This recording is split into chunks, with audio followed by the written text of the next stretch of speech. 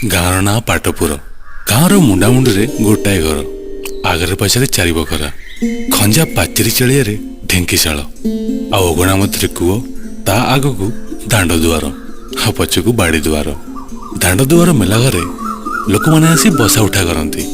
ଶ୍ୟାମବନ୍ଧୁ ମହାନ୍ତି ଜମିଦାର ତରଫରୁ ଗାଁର କରଣ, ମାସିକ ଦରମା 2 ଟଙ୍କା। ଦରମା ଛାଡ଼ି ପାଉତି ଭାଲହଣା, ଏଥିରେ 2 ପଇସା ହାତ ପଇଠ ହୁଏ। ସବୁ ମିଶାଇଲେ ମାସକୁ 4 ଟଙ୍କାରୁ କମ୍ ହବନି। ସଂସାର ଏକରକମ ଚଳେ। ଘରେ ଏଇଟା ନାହିଁ ସେଇଟା ନାହିଁ, ଏଇଟା କାହାରି ମୁହଁରେ ଶୁଣାଯାଏ ନାହିଁ। ବାଡ଼ିରେ ଶାଗ ମାଗ ଛାଡ଼ି ସଜନା 2 ଗଛ, ଘରେ ଗୁହାଳେ ଗାଈ 2ଟା ବନ୍ଧା, ଦୁଧ ଟିକିଏ, ଚନା ମନ୍ଦାଏ, ହେଣି ତଳେ ସବୁବେଳେ ଲାଗିଥାଏ। ବୁଢ଼ୀ ଚଷୁ ମିଶାଇ ଘଷି ଛାଡ଼ିଦିଏ, କାଠ କିଣିବାକୁ ବି ବାଧେ ନାହିଁ। ଜମିଦାର 3.5 ମାଣ ଜମି ଚଷିବାକୁ ଦେଇଛନ୍ତି। ଧାନ ବଳେ ନାହିଁ କି କମ୍ ବି ହୁଏନି। ଶ୍ୟାମବନ୍ଧୁଟି ବଡ଼ ସିଧାସଳଖ ଲୋକ, ଲୋକମାନେ ଖୁବ୍ ମାନନ୍ତି। ବାପାର ଧନରେ କହି ଦୁଆର ଦୁଆର ବୁଲି ଖଜଣା ଅସୁଲ କରେ। କାହାରିଠାରୁ ଅନ୍ୟାୟରେ ପଇସାଟିଏ ବି ନିଏନି। ଲୋକମାନେ ଖଜଣା ଦେଇ ପାଉତି ବି ମାଗନ୍ତି ନାହିଁ। ସେଇ 4 ଆଙ୍ଗୁଳି ତାଳପତ୍ରରେ ଖଣ୍ଡେ ପାଉଥିଲେ କି ନିଜେ ନିଜେ ଚାଳରେ ଗୁଜି ଚାଲିଦିଏ। ଜମିଦାର ପିଆଦା ଆସିଲେ ଗାଁ ବି ଛାଡ଼େ ନାହିଁ। ଶ୍ୟାମବନ୍ଧୁଙ୍କ ଘରେ ଖାଇବାକୁ କୁଟୁମ୍ବ 4 ଜଣ, ଆପେ 2 ଜଣ ଆଉ ମା ବୁଢ଼ୀ, ଆଉ 10 ବର୍ଷର ଗୋଟାଏ ଝିଅ। ଝିଅର ନାଁ ରେବତୀ। ଶ୍ୟାମବନ୍ଧୁ ସଞ୍ଜବେଳେ ପିଣ୍ଡାରେ ବସି ବନ୍ଦନା ଗାଏ, କେବେ କାଠି ରୁଖାଠି ଉପରେ ବୈଠା ଧୋଇ ଭାଗବତ ବି ପଢ଼େ। ରେବତୀ ପାଖରେ ବସି ଶୁଣୁଥାଏ। ଏବେ ସିଏ ମୁହେଁ ମୁହେଁ ଢେର ଭଜନ ଶିଖିଲାଣି। ସଞ୍ଜବେଳେ ବାବା ପାଖରେ ବସି ଭଜନ ଗାଇଲେ ଗାଁର ବହୁତ ଲୋକ ଆସି ବସିକି ଶୁଣନ୍ତି। ରେବତୀ ବାବା ପାଖରୁ ଗୋଟେ ଭଜନ ବି ଶିଖିଥିଲା, ଆଉ ତାକୁ ଗାଇଲେ ଶ୍ୟାମବନ୍ଧୁ ବହୁତ ଖୁସି ହୁଅନ୍ତି। ଆଉ ସେ ପ୍ରତ୍ୟେକ ଦିନ ତାକୁ ଗାଇବାକୁ କୁହନ୍ତି।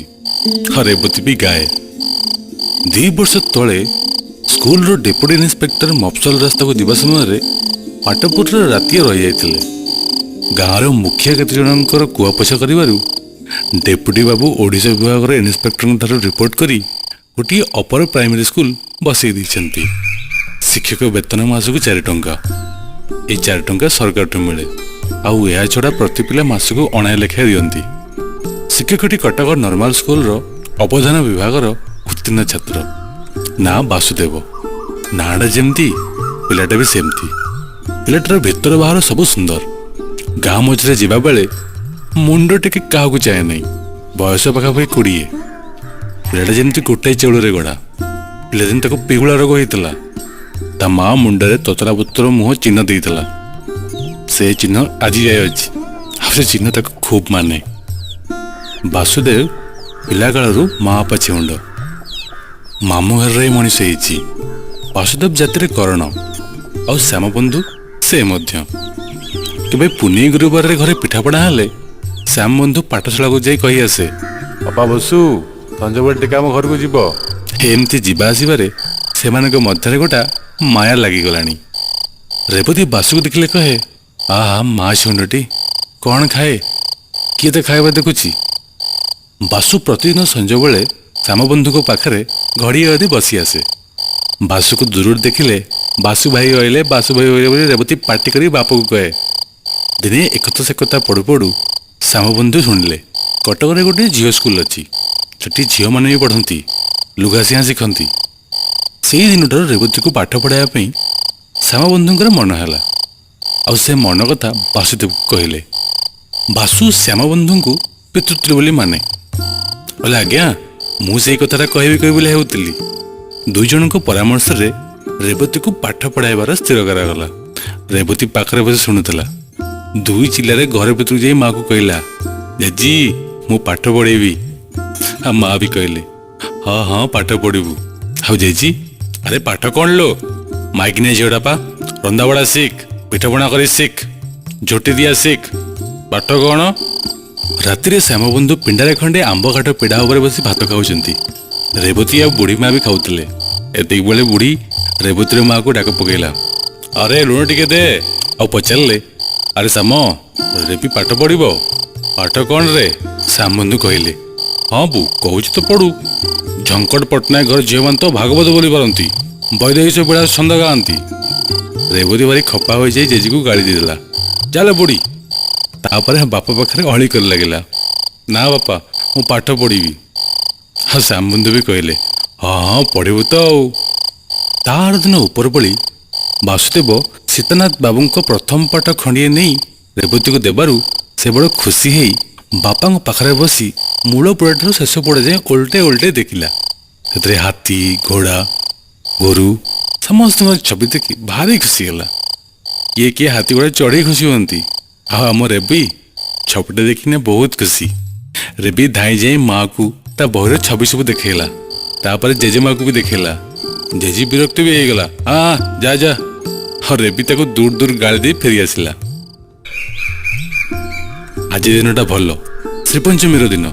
ରେବତୀ ସକାଳୁ ମୁଣ୍ଡ ଧୋଇ ଗାଧେଇ ନୂଆ ଲୁଗା ଖଣ୍ଡିଏ ପିନ୍ଧି ଘରେ ବାହାରେ ହେଉଛି। ବାସୁ ବହି ଆସିଲେ ବହି ପଢ଼ା ହବ। ବୁଢ଼ୀ ଭୟରେ ବିଦ୍ୟାରମ୍ଭର କିଛି ଆୟୋଜନ ବି ହେଇନଥିଲା।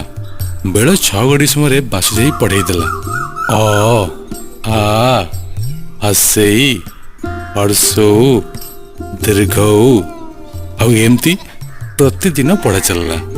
ପ୍ରତିଦିନ ସଞ୍ଜବେଳେ ବାସୁ ଯାଇ ପଢ଼େଇ ଦିଏ।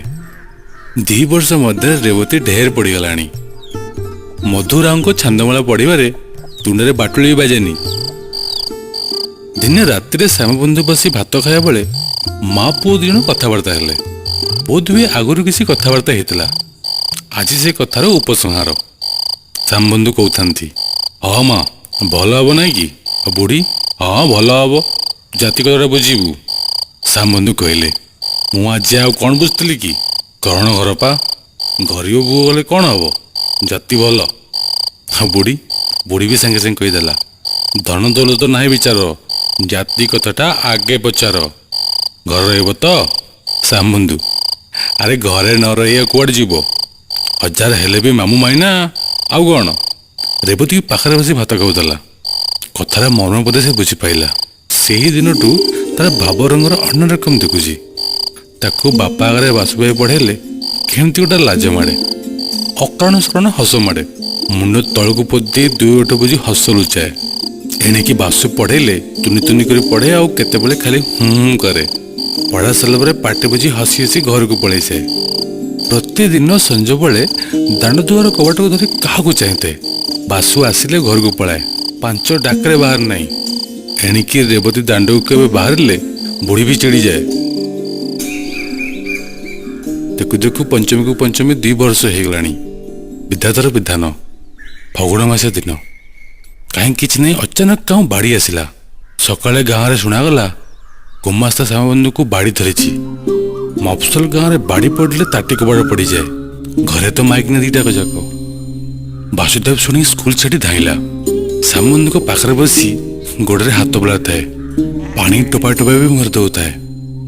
ବେଳ 3 ପର ସମୟରେ ଶ୍ୟାମବନ୍ଧୁଙ୍କ ବାସୁ ମୁହଁକୁ ଚାହିଁ ଖନେଇ ଖନେଇ କହିଲେ, ବାସୁ ଏ ଘର ଲାଗିଲା।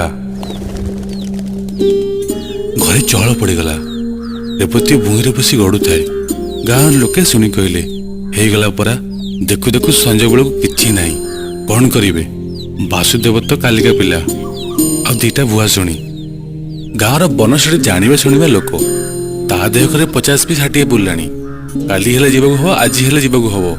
ସେ ଗାମୁଛାଟିଏ ଅଣ୍ଟାରେ ଭିଡ଼ି କୁରାଟିଏ କାନ୍ଦିଆ ପକାଇ ହାଜର ହେଇଗଲା। ଗାଁରେ କରଣ ସେଇ ଘରକ। ଶାଶୁ ବୋହୂ ଆଉ ବାସୁଦେବ 3 ଜଣ ଧରାଧରି କରି କାମ ଚଳେଇଲେ।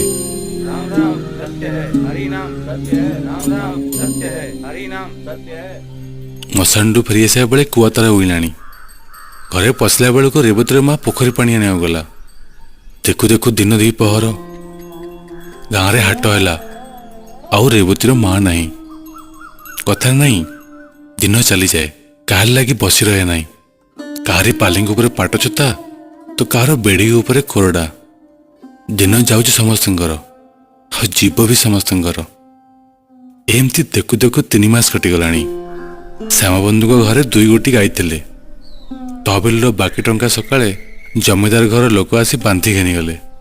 ସମସ୍ତେ ଜାଣନ୍ତି, ଟଙ୍କାଟିଏ ବି ଅସୁଲ କଲେ ଜମିଦାର କଚେରୀରେ ପଇଠ ନ କରିବା ଯାଏଁ ତାର ନିଦ ବି ନାହିଁ। ଆଉ ତା ଉପରେ ଟଙ୍କା।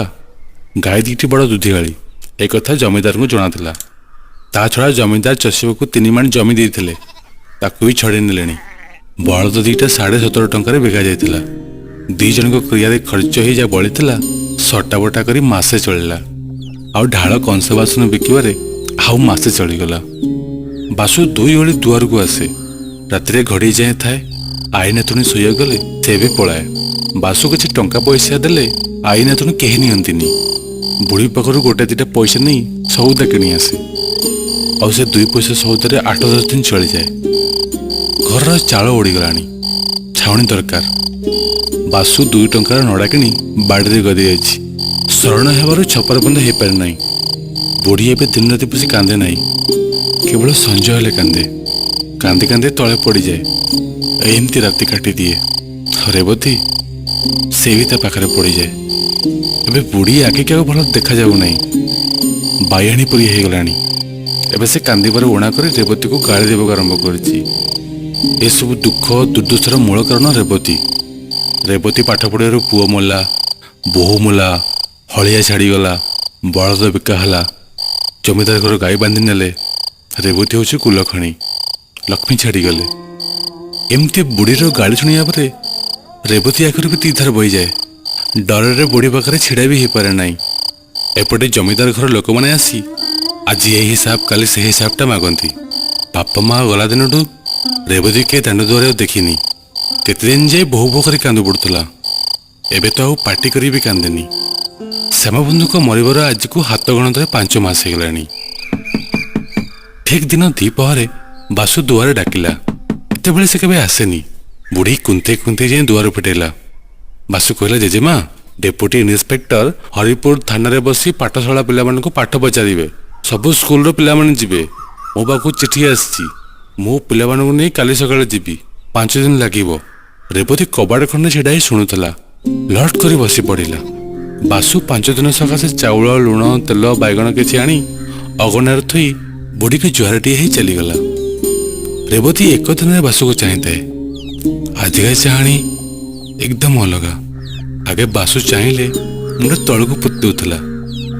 ଆଜି ସେ ଭାବ ନାହିଁ, ଏକା ଧ୍ୟାନରେ ବାସୁକୁ ଚାହିଁ ରହିଛି। ବାସୁ ଚାଲିଗଲାଣି।